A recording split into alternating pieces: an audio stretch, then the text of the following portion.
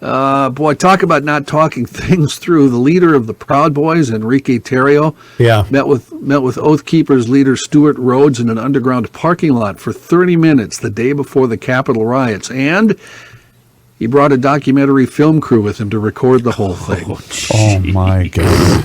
Good Lord. Prosecutors have that in a court filing. The two far-right groups were present when supporters of former President Trump stormed the U.S. Capitol on January 6th. In the court filing on Monday, prosecutors were appealing to a magistrate to keep Tarrio detained pending his trial. He's been charged with conspiracy to obstruct justice in relation to the riot, with prosecutors saying he led the advanced planning. Rhodes also faces seditious conspiracy charges in relation to the insurrection. He's so far pleaded not guilty to the charges. I didn't know you were going to bring that up, John, but I do have a bit of that documentary. Mm-hmm. And Congress later impeached the former president for inciting an insurrection. Insurrection. You probably saw the video of the gal in the Russian newsroom yesterday. Yes, with the sign. She is Marina Ovsignakova. Has she been arrested yet? Well, oddly enough, everything's done. Editor at State Control Channel 1. She was detained after all of that. Now she's had to pay a fine and she's been released. Yep. That's it. First reports were that she disappeared, but I think that was knee-jerk. Yeah. The next report was she had a lawyer. Yeah, she was fined 30,000 ruble, which is about $280. What did the sign say? Stop the war. Yep. Stop the war, and you're being lied to by the Russian government, et cetera, et cetera, et cetera. So she was telling the truth. Yeah. What would happen to me if this little sign made its way through the broadcast as Such was ranting and raving? He's holding up a Post-it note with the word lies on it. It's basically it's the nonverbal of. We don't know that. Rescuers say they're deeply troubled by what one is calling a cluster of fentanyl cases popping up in the Fort Lauderdale area after 10 people at 2 homes were hospitalized because of the potentially lethal drug fentanyl in a matter of 3 days. The 4 men were hospitalized Sunday after a medical emergency involving fentanyl, according to the Broward Sheriff's Office. 2 of the men found in respiratory arrest. Detectives found drug residue at the residence, according to the sheriff. Meanwhile, you may have seen this. 4 U.S. Military Academy cadets from West Point were among 6 people overdosed on fentanyl-laced cocaine at a rental home last week in Wilton Manors. The cadets were on spring break. One of the cadets is on the football team. 2 of those cadets actually were exposed to the fentanyl when they tried to give mouth-to-mouth to 2 of the other. Wow. Man, you used to go down there and hope you could find a lukewarm beer. I didn't think it was going to be beer there. I thought it was... listening to, BBM this morning, WBBM News, heroin not a problem anymore. Virtually no heroin overdoses anymore in the Chicagoland area. It's all fentanyl. All fentanyl. Yeah. Musher Brent Sass, a Minnesota native, won the arduous Iditarod trail sled dog race across Alaska this morning as his team of 11 dogs dashed off the Bering Sea ice through a crowd of fans in downtown Nome.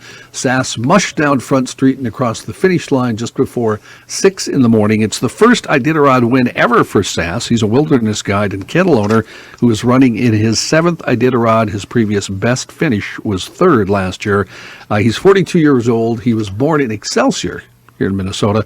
He now lives in the tiny area of Eureka in Alaska. Good for him. I was trying to look up this number while you were reading the fentanyl story, Johnny, but this was for the year of 2020, just for the city of San Francisco, but this is relatable to the entire country. The city hands out nearly 4.5 million syringes per year.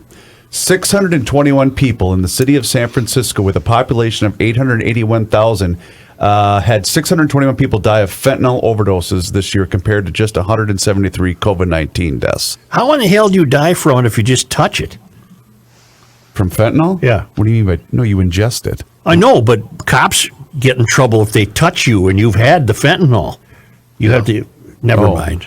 John, do you have anything more that you need to say? Because I got to meet somebody in the building, I just remembered. How about two more quick ones? Yes. Because they involve music. I wanna do that. Absolutely. We lost somebody. It maybe is an obscure musician death to you guys, not to me. Barry Bailey, guitarist, really fine guitarist from the rock band Atlanta Rhythm Section, has passed away. He was 73. He'd been struggling with multiple sclerosis. The Atlanta Rhythm Section started as the studio band back in Studio One in Doraville, Georgia in 1970. Got together, released their first album in 1972, scored 5 top 10 hits from the mid-70s to the early 80s. Barry's the fellow who had the great tone, played a gold top Les Paul, just a wonderful guitarist. I can tell you a little trivia about Barry Bailey that I bet you didn't know. What's that? His older brother was in the service. His name was Beetle. Why See, we did don't they need say- Rookie because every day someone wants to be Rookie. Yeah. Who's Rookie today? What was that great song for the Atlanta Rhythm Section? Dun, dun, dun, dun. So Into You, Don't So Let It Into You. Bother Me Tonight. They had a Yeah, neat sound. They had a great sound. Yeah. Yeah. They did a killer cover of Spooky, too. Yeah, Just a yeah, wonderful- yes, they did.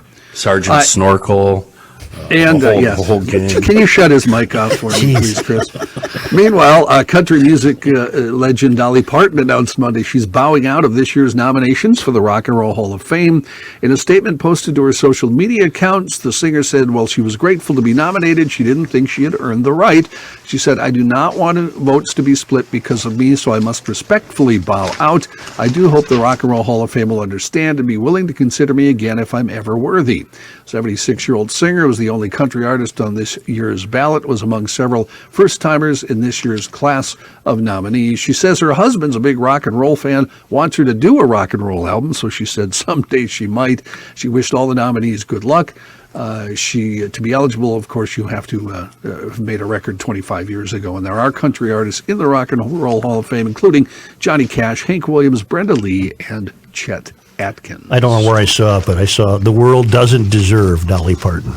Yes. Yeah, that's pretty awesome. That is cool. Yeah. Really is. We'll come back and wrap this up.